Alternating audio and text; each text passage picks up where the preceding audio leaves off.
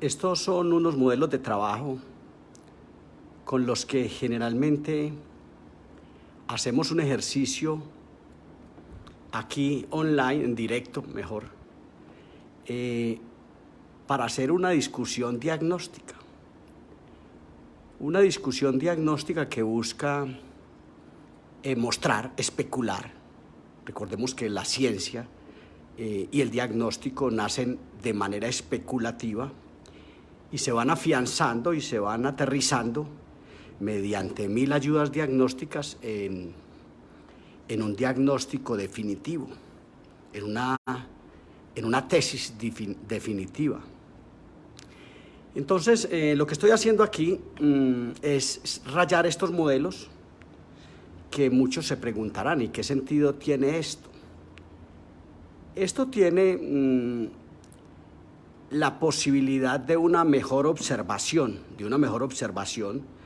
del modelo de yeso, que repito, no son modelos de estudio, son modelos de trabajo, pero que a veces creo que se ha perdido mucho el norte, tanto en los modelos de trabajo como en los modelos de estudio. Yo no he podido entender nunca cómo un técnico puede pararse enfrente de un par de modelos sin haberlos recortado, y no recortado para efectos de estética y de presentación de su laboratorio cuando los vaya a devolver a su cliente, el clínico. No es esa mi preocupación. Me refiero más exactamente a tener cómo construir, cómo llevar esta imagen a su mente y establecer una especie de simetría y geometría proyectiva para el análisis de lo que está haciendo y para darle simetría a lo que está haciendo y para aprender un poco acerca de su oficio, sea técnico o sea clínico. Y estas rayitas que hago generalmente, que dibujo los modelos para reflexionar acerca de ciertos aspectos, es importante aprender a hacerlas. Yo no sé quién es usted y quién es su praxis, qué formación tuvo, pero me parece que es interesante que volvamos a esto o que lleguemos a esto para poder hacer un análisis más objetivo, porque a veces creo que muchas academias dicen que en los modelos no hay absolutamente ninguna información. Ahora, hay lectores de trazos cefalométricos, religiosos lectores de trazos cefalométricos, hay lectores del examen clínico, hay lectores de modelos, y de 1000 ayudas diagnósticas, posturométricas incluso, pero qué bueno que nosotros también tuviéramos la responsabilidad de entender que esta es la masa volumétrica, que aquí está la geometría proyectiva del análisis diagnóstico, que esto no es geometría euclidiana y que aquí, de pronto, hay información importante que a veces creo que hemos tomado con algún desdén desde la academia, apoyados en discursos de prestantes profesionales que creen que en el modelo no hay ninguna información. Entonces yo generalmente me pongo aquí con ustedes, los que siguen mi trabajo en Facebook y en YouTube, me pongo aquí con ustedes y tomo este par de modelos en la mano y especulo acerca de ellos. Entiéndame, esto es un discurso especulativo, hipotético, de donde usted debe extractar lo que está en condición de recoger, alguna información, algunos datos. Incluso si yo digo que A, usted podría interpretar que B, porque recordemos que en aquello de la formación académica o en el lenguaje mismo, en la dialéctica misma, lo importante de la comunicación es entender lo que no está dicho con palabras en la oración. Ese es el saber. Pero a veces yo creo que nosotros no hemos sido muy educados para aprender a pensar, y por consiguiente la academia nos va formando dogmáticos repetidores, y es lo que se encuentra uno cotidianamente en este devenir de la discusión académica, un dogmatismo repetitivo, casi que con las mismas palabras. Incluso algunos mueven la manito para hablar de algunos aspectos, por ejemplo de protrusivas, y quiebran la manito de la misma manera que se lo enseñó su profesor. Entonces, a veces me sorprende que nosotros quedamos anclados en un dogmatismo, en una presunción de que la verdad existe y que la verdad es la que yo tengo en mi poder. Entonces yo quiero que de estos videos usted extracte lo que pueda extractar y no se lo aprenda de memoria. Yo no quisiera que se lo aprendiera de memoria, pero aquí hay información. Si yo digo A, es posible que lo que esté diciendo sea B, y si usted sabe extractar de mi discurso esa B, nos tenemos que dar por bien servidos. Yo voy a hablar hoy de varios casitos que tengo acá. Me he quedado en posesión de estos 4 modelos, de estos 4 casos clínicos. De este otro, de este otro, donde en todos ellos se ordena el mismo aparato, ¿cierto? Y entonces yo voy a hablar de cualquiera de ellos y voy a tomar por ejemplo. Aunque en general yo veo mucho que cuando todavía estamos en dentición mixta, esto es una cantaleta mía cotidiana, yo veo que todavía cuando estamos en dentición mixta, alguien juzga a este paciente como clase 2. No entiendo por qué esa persona se para en el parámetro de Angle para hacer este análisis y no en el parámetro de la dentición mixta, y podría especular, esto es un plano terminal recto, esto es un plano terminal recto o un insignificante escalón mesial. Porque si nosotros si nosotros nos paramos en esta discusión, es posible que yo le pueda argumentar, y atento, no se deje engañar por favor, yo le puedo argumentar que este paciente ha vivido mucho más tiempo de su vida, tal vez el 80% de su vida, lo ha vivido en un plano terminal recto o en un ligero escalón mesial, usted juzgará. Y por consiguiente, este paciente bien manejado tendrá que llegar a ser un paciente clase 1, ¿cierto? Dice que el plano terminal recto nos debe llevar a una especulación de un plano de un paciente clase 1. Sin embargo, hay varios aspectos que hacen que un paciente que viene vislumbrándose como clase 1 termine siendo clase 2. Y muchos de ellos son dogmas académicos, entre ellos las guías de erupción, que son unos tallados interproximales. Lo aclaro porque hay culturas donde todavía no reconocemos o no diferenciamos entre las guías de erupción y la extracción seriada o las... Entonces, las guías de erupción son unos tallados interproximales en dientes deciduos que van colapsando las arcadas. Recordemos que crecimiento y desarrollo, aunque tiene una definición muy categórica en la academia, podría también especularse y decirse que crecimiento y desarrollo es el estrujamiento entre las partes por instalarse, donde muchas células se autoeliminan o se potencian, y por ende, en ese estrujamiento, aquí hay un estrujamiento, en este recambio dental hay un estrujamiento. Cuando yo meto fresas interproximales, hago tallados interproximales latentes todavía en algunas academias, lo único que estoy haciendo es limitando el estrujamiento entre las partes por instalarse y por consiguiente haciendo que se colapsen las arcadas dentales. Entonces, dependiendo de esto, es posible que estos maxilares no se desarrollen. El arco lingual y el botón palatino todavía se ven rampantes en muchas academias, un aparato que nació para mantener espacios en pacientes adultos, para hacer extracciones y poder producir ortodoncia, que no sé cómo, no sabemos cómo, cayó un día a otra terapéutica. Yo a veces creo que a nosotros nos cuesta trabajo entender que el arco lingual y el botón palatino son uno en el tratamiento ortodóntico y otro distinto, muy distinto, en el tratamiento ortopédico, en el tratamiento del niño en desarrollo. Son dos cosas distintas, pero para nosotros como que siguen siendo lo mismo, como que nos cuesta trabajo desligar ese arco lingual. Deberían de llamarse incluso de otra manera, para entender eso, como mantenedores de espacio.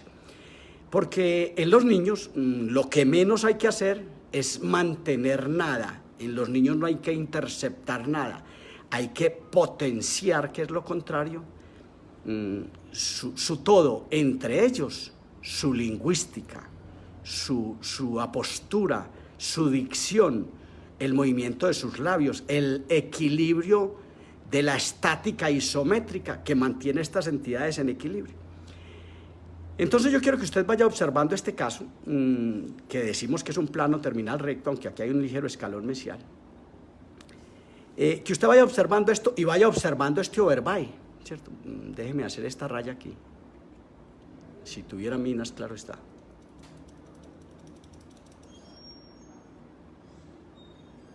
Entonces, en esa medida, si nosotros vemos este overbay del 60-70%, de pronto detectamos que este paciente, que debió haber tenido un overbay mayor, pero que él mismo se deberá ir desatrapando en la medida en que esta entidad se mueva, que esta entidad no está teniendo la movilidad lateral. De hecho, si usted mira la vertiente distal de este canino deciduo inferior y la vertiente mesial de este canino deciduo superior, si usted la ve una especie de atrapamiento que no fue capaz de darse un desgaste fisiológico de la vertiente distal del canino deciduo, que debería haberse desgastado hacia acá.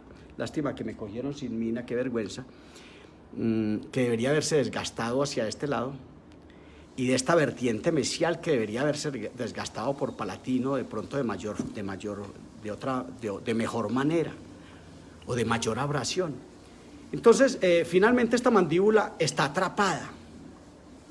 Es posible que alguien venga y ponga un Bionator, un aparato de ortopedia bimaxilar para tratar la distorrelación, que no existe.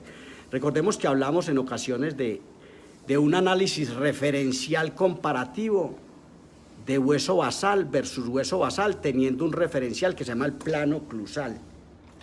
El plano clusal paralelo, teniendo el plano clusal y estableciendo unas líneas paralelas referenciales del hueso basal versus el hueso basal, y entender qué es lo que ocurre tanto mirados de frente, de perfil, como mirados de frente, y entender esto.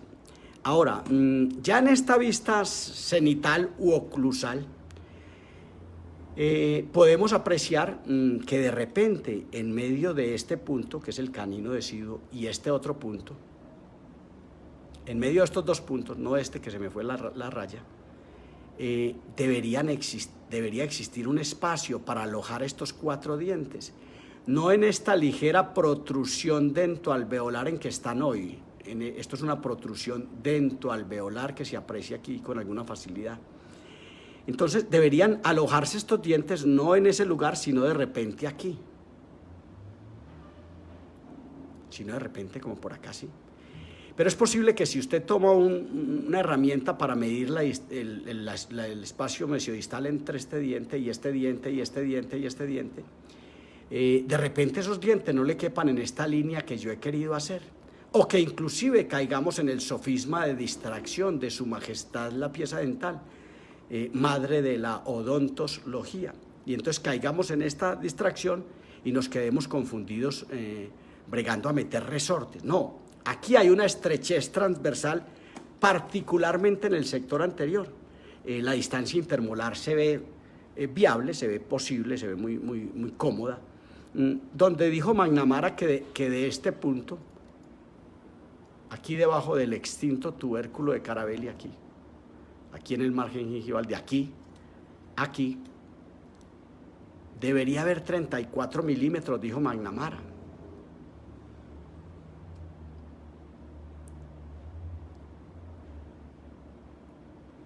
En una vista de frente debería haber 34 milímetros, decía McNamara. Sin embargo, algunos autores han dicho que 32 milímetros en un cráneo latino, en Latinoamérica, por ejemplo, no en los cráneos angloamericanos o de los ingleses, de repente estos 34 milímetros podrían ser incluso 32. Es decir, aquí hay una estrechez transversal, particularmente en el sector anterior, y una mordida deprimida. ¿Por qué seguramente? Porque esta mandíbula aplaude los alimentos. Esta mandíbula lo único que sabe hacer es esto. Esta mandíbula no hace excursiones laterales. Si las hiciera, aquí estaría la huella de que las hacía, y no estaría este atrapamiento mandibular. Esto se llama atrapamiento mandibular, que va a dejar a este paciente, si no lo tratamos ahora, en distorrelación, en una mandíbula distal, lo que comúnmente llamamos clase 2, que más es un término de orden dental o molar. Entonces, en la medida en que nosotros entendamos que esta mandíbula, que esta maxila, tiene una estrechez transversal, particularmente en el sector anterior, y que de repente ni siquiera hay que venir a traer la placa hasta este punto, que levanto la panorámica y veo el estado de Nola, del desarrollo de este 5, de este 4, de este 3, el desarrollo dental, el desarrollo dental lo veo en la panorámica y veo de repente un estado 5 de Nola aquí en este 5. De repente yo tengo tiempo de anclar un aparato, que atentos hacia dónde voy. Es posible que entendamos que el grave problema de este paciente, vamos redondeando las ideas, sea una estrechez transversal de la distancia intercanina de la maxila y una mordida profunda, donde si usted separa ópticamente, lo que pasa es que me movieron las fichas, me arreglaron el escritorio y me movieron las fichas, por eso estoy así. Si usted separa ópticamente aquí y mira los dientes, no se pare de esta manera. Tiene que igualar o poner esos otros dientes de allá del lado de allá como a la altura de estos, y tampoco así, sino como a la misma altura. Si usted se para de esta manera e incluso ignora este capuchón de pronto, o no capuchón, esta zona retromolar, la ignora o la desgasta, que a veces, voy a hacer una pausita, ojalá no me pierda, que a veces para intercuspidar estos modelos bien intercuspidados, a veces es necesario que usted venga y haga esto. De hecho, parece ser que yo ya lo hice, pero le voy a mostrar. Entonces usted hace esto, esta zona retromolar, cuando usted esté construyendo un aparato bimaxilar, monomaxilar, cuando usted quiera hacer una diagnosis de modelos, cuando usted recorte sus modelos y le interese mucho hacer este análisis, no tenga estos elementos, haciendo interferencia mecánica aquí, que no le permiten hacer un análisis objetivo. Suelte esto, incluso creo que me falta un poquito, ¿cierto? Entonces, pero venía diciendo que entonces tenemos una distancia, una estrechez transversal de la distancia intercánea y una mordida profunda, una mordida profunda que alguna vez, que deberá irse en la medida en que estos dientes excursionen lateralmente, atento, en la medida en que esta mandíbula gane dinámica lateral, el pterigoideo lateral y las excursiones laterales harán esto y harán observe lo que va a pasar en los dientes anteriores cuando yo saco este modelo hacia acá. Observe cómo se va esto hacia allá, observe. Es decir, la distancia intercanina de esta mandíbula, que tiene buen tamaño, ojo hacia dónde vamos, que tiene buen tamaño, ¿cierto? Gracias a Dios, a nadie se le ha ocurrido a meterle guías de erupción o extracción seriada. Entonces, esta mandíbula que tiene un muy buen tamaño, pero que no tiene la dinámica, que no hace las excursiones laterales, que está atrapada, es posible que si yo la desatrapo, es posible que con el antiguo plano anterior de Hotz en Alemania, Roll Hotz en Alemania 1930, que es una simple mesa de acrílico, que se requiere en los pacientes con mordida profunda, es posible que con ese elemento usted logre salir adelante. Usted logre sacar adelante esta mandíbula y que la mandíbula, ante esa excitación de los bordes incisales, haga una conexión embrionaria y haga un crecimiento o desarrollo alveolar vertical. Se resuelva este problema. Porque en esencia la mordida profunda está abajo. La mordida profunda está en la mandíbula, esta mordida profunda está en la mandíbula. Yo veo a veces muchas personas que ponen un plano anterior y dicen, por favor no me le ponga ganchos de Adams atrás, por favor. No, yo necesito, si usted permitiera que estos posteriores descendieran, si usted que también le va a aumentar la dimensión vertical, si usted permitiera que estos posteros superiores descendieran, egresaran, salieran, se extruyeran, es posible que usted, este plano oclusal que hoy tiene esta orientación, al usted permitir la egresión de esos posteros superiores, este plano oclusal con respecto a Camper, que el plano más fisiológico, el plano oclusal más fisiológico que existe, corre paralelo a un plano que corre por aquí a una pulgada arriba, que se llama el plano de Camper, que va de nasolabial a tragus, aquí. Entonces es posible que si usted permite la egresión de los superiores, esto le pase a esto, y el plano oclusal le quede así, le quede con una tendencia a soltar esta mandíbula hacia adelante.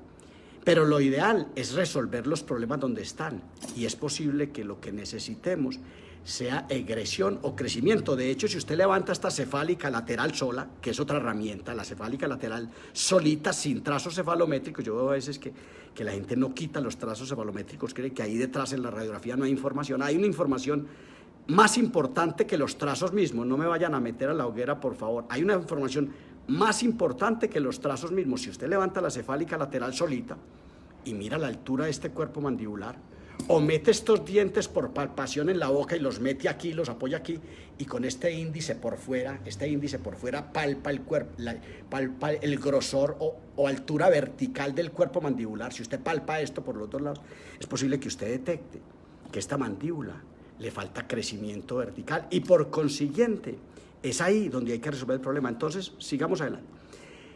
Entonces es posible que si usted pone, los que siguen mi trabajo saben que es un PAMET propioceptivo. Yo a veces soy muy desorganizado con mis cosas, pero sé dónde las tengo. Cuando me hacen aseo, a veces me enredo un poco más.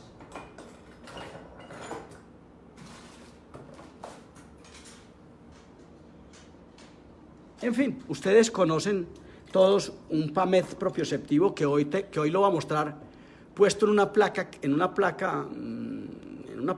Esto es un PAMET propioceptivo, es un plano anterior. No, obviamente no estamos hablando de esta placa para que no se la vaya a poner a este paciente en crecimiento y desarrollo, por Dios. No estamos hablando de poner una placa de estas. No encontré una placa con esta platina de acero, que es una creación mía, que se llama PAMET propioceptivo, plano anterior metálico propioceptivo. Esta platina que se embebe en el acrílico. Entonces, con esta platina es posible que usted pueda coger esta platina y meterla en una placa, en una simple placa, con un tornillo transversal puesto muy en el sector anterior. Mucho cuidado, que nosotros todos vivimos dogmatizados de que el tornillo va como por aquí atrás a la altura de los 6. No, el tornillo en la gran mayoría de las ocasiones usted podrá ponerlo acá. Esto es raro, esto es nuevo, ¿cierto? Pero el tornillo no debe ir atrás, excepto donde en alguna ocasión, muy poquitas, usted se encuentre una distancia intermolar con 30 milímetros, una distancia intermolar comprometida y un desarrollo adelante acorde, ideal. De pronto usted tendrá que poner el tornillo, pero no ese es el caso. De hecho, no creo que se lo encuentre usted todos los días, muchos de ustedes nunca lo han visto, mientras que sí la distancia intercanina comprometida. Por ende, poner un tornillo en el sector anterior y poner una placa con un plano anterior, y de repente no extenderla siquiera hasta los 6 y poner una platina de metal aquí, como esta uña, por ejemplo, aquí, para que esta mandíbula se pose acá y se dinamice y quede loca. Y si tiene una inclinación un poquito hacia adelante y viene y cae acá, cae y hace este choque eléctrico acá, como lo vieron ustedes ayer en mi muro Facebook, donde publiqué un videíto de alguien que me envió que hacía este contacto, ¿cierto? Si de pronto usted despierta este contacto, que no está ahora, no está presente ahora, si de pronto usted con esa platina metálica despierta este contacto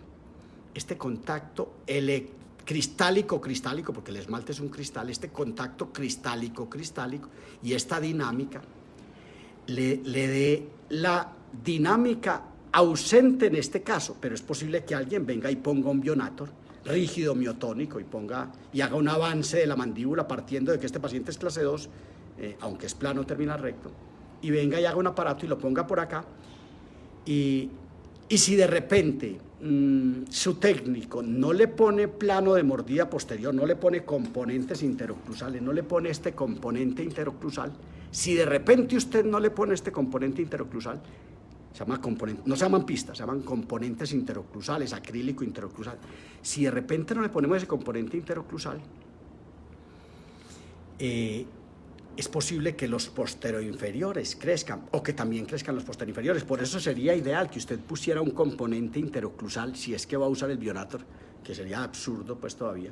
Pero es posible que si usted pone un componente interoclusal en contacto con los superiores y sin contacto con los inferiores, de que con los inferiores, este no es el aparato de acá obviamente, este es un aparato que me encuentro acá, y los posteroinferiores quedan prestos o libres para producir egresión mediante alguna excitación eléctrica que podría usted ponerle a un aparato bimaxilar, ponerle esta platina incisiva de excitación eléctrica amarrada desde adelante para no afectar su dinámica, es decir, una platina que no afecta para nada la dinámica transversal del aparato, porque es posible que necesitemos expansión en el sector anterior, es posible que alguien elija este aparato X-clamped para usar en este aparato, y un Omega que tiene seguramente esta posición y que tiene la posibilidad, este no es el aparato de acá obviamente, que tiene la posibilidad de ampliar en el sector anterior, sin impedir, y producir una excitación eléctrica en los bordes incisales inferiores, producir esta excitación para que estos posteriores egresen.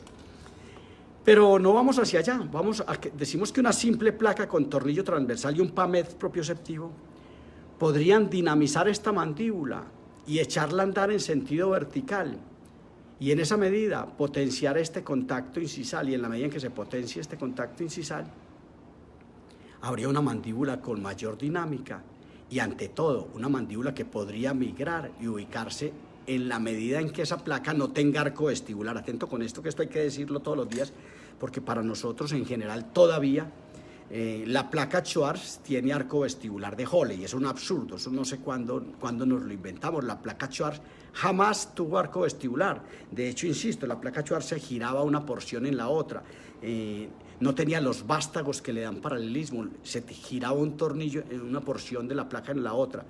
Entonces, en la medida en que nosotros logremos expansionar este sector y alinear estos dientes, poner una platina, un PAMED propioceptivo, de repente, ¿por qué no meter unas guías, unos muelles compactos que estudiamos esta semana, los que vienen siguiendo mi trabajo la semana pasada, unos muelles compactos triple brazo, inamovibles, que van a estar aquí quietos, pero que con la presencia de estos bordes incisales en esa platina metálica producirán algún desarrollo hacia adelante, o por lo menos cambiarán la implantación de estos dientes excéntricamente, es decir, habrá un desarrollo transversal aquí y hacia adelante, un desarrollo transversal y hacia adelante. Entonces, básicamente es esto, entender esto y entender que en ese análisis referencial comparativo que nosotros veíamos estos días, aprender a mirar este hueso basal con este plano oclusal paralelo a nuestro plano óptico, bien paralelo a nuestro plano, y entender este hueso basal y trazar una línea perpendicular con respecto a esa línea, trazar una línea perpendicular, es decir, que forme 90 grados, y entender que de repente este punto B está más adelante que este punto A. De repente entender que aunque este modelito que tiene una fractura de los dientes, de los incisivos, perdónenme, ¿cierto?, que de pronto está arcada dental este arquito, que tiene una... Mire cómo hace de falta las rayitas que no le terminé de hacer a este. El demarcado, pues, el demarcado del que estaba hablando ahora.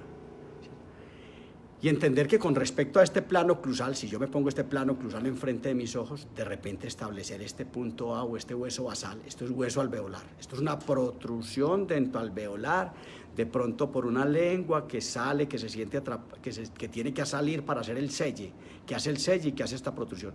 Pero si usted con respecto a este plano oclusal baja una línea perpendicular desde este hueso basal, la baja y la pone contra este, es posible que detecte que este hueso basal está muy adelante con respecto a este punto, y que aquí lo que hay es una hipoplasia maxilar, aunque es posible que si no se hubieran quebrado los dientes, en la historia clínica de este paciente reposara mordida abierta o protrusión dentoalveolar, y no jamás especuláramos que de repente aquí hay una hipoplasia, y que esa hipoplasia, un aparato removible, un aparato de ortopedia maxilar bimaxilar, que se va a anclar en estos dientes, que va a tener un arco vestibular anclado en esos dientes que se fracturaron aquí, y que va a procurar de pronto alguna protrusiva, lo único que va a hacer es tumbar esta premaxila y deprimir mucho más esto, que de repente aquí, si usted mide la distancia intermolar, de pronto podría tener la posibilidad de hacer un disyuntor en abanico. De repente tiene una buena distancia intermolar, podría pensar en un disyuntor en abanico, poner una herramienta que haga una fractura en V excéntrica, es decir, con un centro atrás, que no tenga el centro en el centro, sino que tenga el centro atrás, excéntrica, por eso tiene una bisagra acá.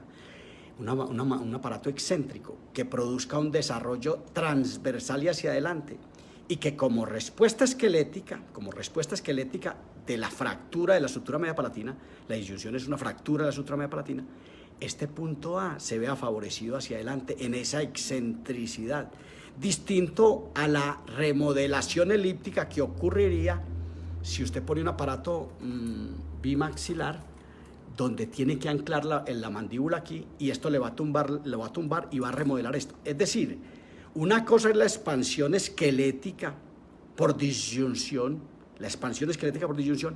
que va a favorecer el posicionamiento de este punto adelante y que solo debe usarse cuando se tienen 32, 33, 34 o más milímetros de este punto a este punto, es decir, la disyunción excéntrica, que en esencia no es más que fracturar el hueso y meter una cuña aquí, sea este el momento de decirle. Para eso no se requiere estado de desarrollo, y lo digo porque a veces digo, no, pero es que este paciente ya no tiene un pico de crecimiento, o ¿cómo es que decimos? Un pico de desarrollo, no se le puede poner. No, la disyunción de la estructura media palatina es una fractura no asistida que va a meter una cuña ósea, que va a ser un callo óseo de mayor grosor en el sector anterior que en el sector posterior, porque en el sector posterior hay una bisagra. ¿No tendré yo un disyuntor aquí?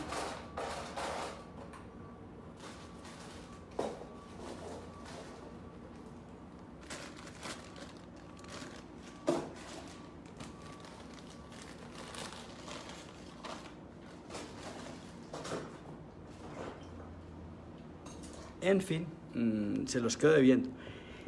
Todos conocen el disyuntor en abanico, el disyuntor ragno de la Casa León, el disyuntor excéntrico, que puede tener una favorabilidad en este caso, ¿cierto?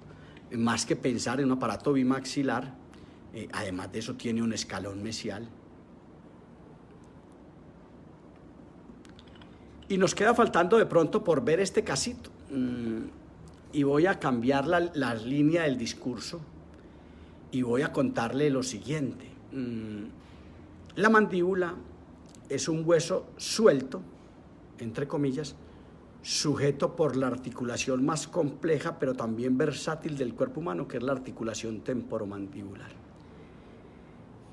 Esa relación, en su versatilidad, obedece básicamente al patrón oclusal, a la favorabilidad que le ofrezca esta cosa de arriba llamada maxila, y que logre ganarse la mandíbula con su dinámica. Es decir, esta mandíbula con su dinámica podrá macerar, desarrollar esta mandíbula a base de dinámica, solamente a base de dinámica y de tamaño y cuadratura, de tamaño, ¿cierto?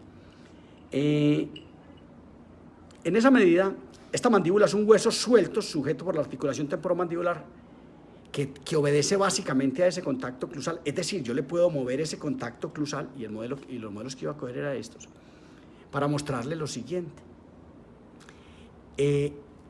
Esto se llama estabilidad oclusal. Este paciente tiene estabilidad oclusal, nociva en distorrelación, en atrapamiento mandibular, pero estabilidad oclusal. Este paciente tiene estabilidad oclusal. Este paciente de aquí no se va a mudar solo.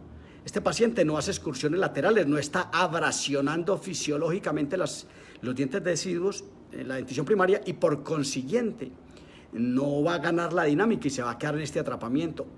Esta oclusión, esta mordida profunda, atento con esto, Pedro Planas, Casanovas, Barcelona, 1960, se repetirá en la dentición permanente. De aquí no va a salir este paciente, no puede salir solo, no tiene dinámica para conseguir eso. Pero entonces le estaba mostrando este casito donde eso se llama estabilidad oclusal. Esto se llama inestabilidad oclusal, esto que usted ve aquí. Este paciente seguramente se esfolió este canino, Dios quiera que no lo hayan sacado, pero se esfolió este canino. Y este arco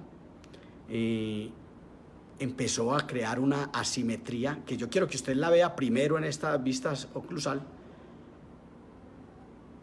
y que después la veamos en esta maxila, veamos también la vista oclusal de la maxila y veamos esto y veamos después cómo esta mandíbula que está en un plano terminal recto, es decir, está preparada para ser un paciente clase 1 por cualquier agente medioambiental, por la alimentación civilizada o por cualquier razón o por la exfoliación de este diente. Ya esto quedó de esta manera. Observe esto, observe esta relación vista desde acá, obsérvela por favor, casi con él, no está cruzado, listo. Observe esto y observe ahora esto y no deje de observar la desviación de la línea media ósea esquelética, la línea media ósea, la línea media ortopédica, la línea media verdadera. No deje de observarla y de mirar esta línea media ósea, mirar esta papila, mirar esto y entender quién es esta maxila y entender quién es esta mandíbula y cómo esta mandíbula se desvió hacia este lado por el simple hecho de la pérdida de este canino que colapsó el arco dental. Este arco dental se colapsó, le mostraba hace un rato, y por esa razón cuando usted lo intercuspida acá, usted ve alguna estabilidad oclusal por este lado, pero aquí no ve eso. Aquí observe esto por favor, observe esto y observe cómo esta mandíbula por este lado casi que no tiene estabilidad oclusal, ¿cierto? De hecho, por esa misma razón fue que la mandíbula perdió la línea media ósea y se desvió hacia este lado. Observe esto, cómo se desvió hacia este lado, ¿cierto? Esto es importante entenderlo, entender que esta mandíbula tiene inestabilidad oclusal y que tiene un aparato, la oclusión misma, atento con esto lo digo todos los días, perdónenme que lo repita, la oclusión misma es un aparato de ortopedia maxilar gratis, ortopedia maxilar miofuncional. Hay muchas ortopedias maxilares. De la ortopedia maxilar que voy a hablar en este momento es la ortopedia maxilar miofuncional, es decir, regida por la miofunción, es decir, por la musculatura. Entonces, en la ortopedia miofuncional, este paciente, la miofunción, se debate por aquí en una inestabilidad oclusal, donde seguramente podrá caer incluso, meterse un labio aquí, una trampa labial y empezar a hacer más asimétrica, a desviar más esta mandíbula, porque el labio se meterá acá y empezará a hacer una protrusión dentoalveolar. Entonces, la oclusión misma es un aparato gratis las 24 horas del día, presente en el paciente, gratis para producir alteraciones del desarrollo. Este paciente habrá que pensar, primero, en desatrapar la mandíbula. Volvamos al ejemplo del primer caso. Veamos esto. Veamos quién es el responsable, quién es la falta de crecimiento vertical de los posteroinferiores. Veamos el plano oclusal de la maxila, ¿cierto? Y veamos todo esto para definir que esta maxila, igual que la anterior, tampoco le caben los dientes anteriores. Veamos la distancia intermolar que no la hemos medido, si encuentro la regla.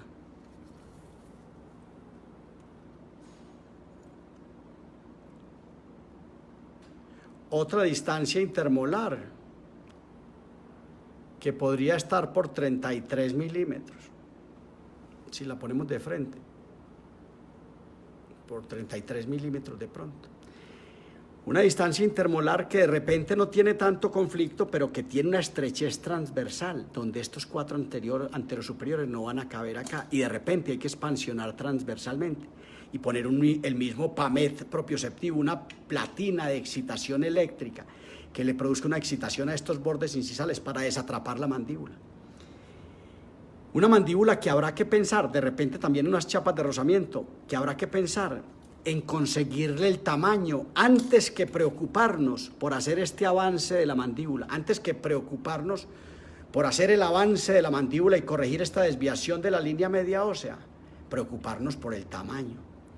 Yo quiero que ustedes vean cómo este paciente tiene una especie de abrasión, aunque ya la hemos desgastado mucho seguramente haciendo este ejercicio que estamos haciendo, pero tiene una especie de abrasiones aquí, que se van dando por la inestabilidad oclusal, estas abrasiones que se van dando. Seguramente yo las estoy rayando más, pero por este lado empieza a hacerse el lugar de la masticación, el lugar de la mínima dimensión vertical. Empieza el paciente a hacer una masticación viciada que terminará llevando esta mandíbula hacia atrás. Entonces, esta mandíbula, así creamos que no, debería tener una placa muy bien amarrada, dependiendo del estado de nola de los dientes. Si tenemos este 5 en 5 o parecido, este 5 en 5, aquí no se puede hacer un gancho de Adams. No lo intente usted, señor técnico, ni lo ordene usted, señor clínico. Aquí no haga un gancho de Adams, que no le va a servir mayormente.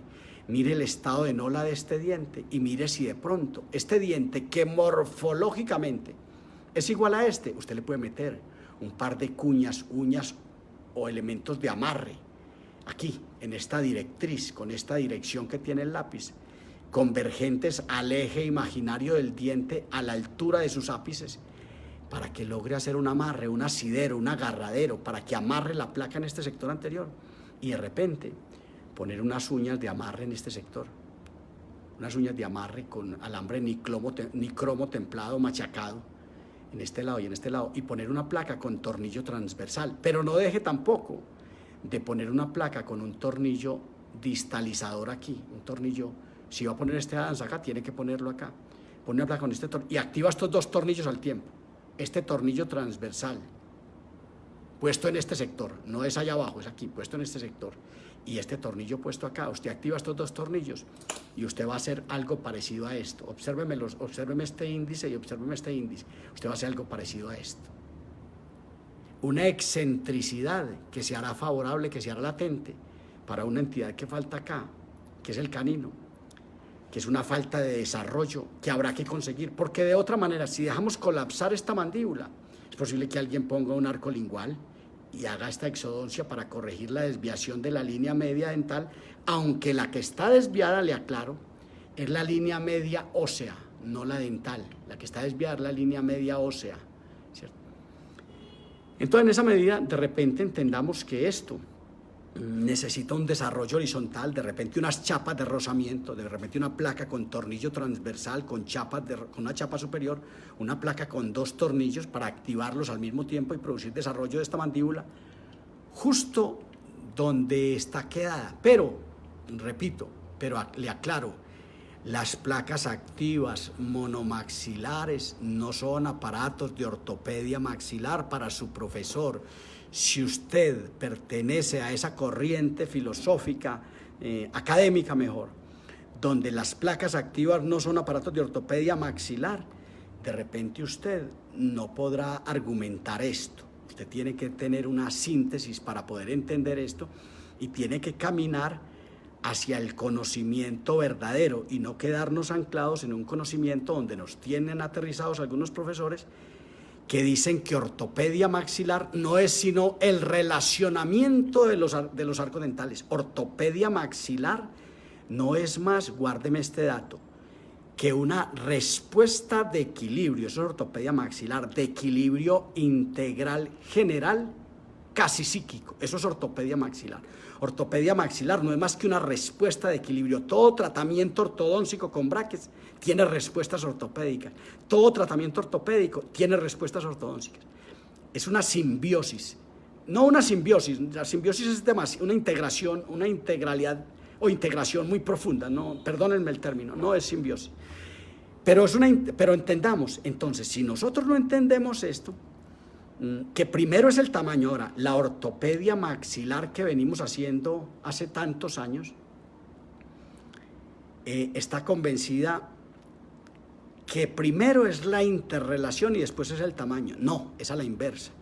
La ortopedia maxilar del nuevo siglo dice primero el tamaño de las arcadas dentales para que puedan estas arcadas interrelacionarse. No, las otras no, la ortopedia tradicional que se llama impositiva porque impone abruptamente la posición anterior o posterior de la mandíbula, es ortopedia impositiva. La ortopedia maxilar impositiva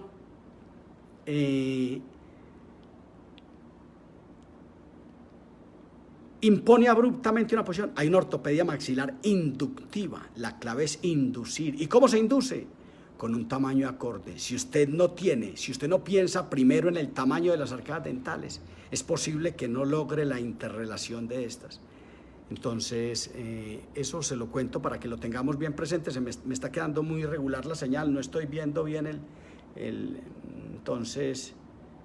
Pero básicamente hemos terminado de decir, recuerden que tenemos una reunión en Medellín, Colombia, a la vuelta de 20 días, ya no son 20 días, a la vuelta de 18 días, el 5, 6 y 7. Si le interesa participar del evento, hágamelo saber porque no hemos alcanzado el quórum y si no lo alcanzamos tenemos que suspenderlo, esta información para los que están inscritos.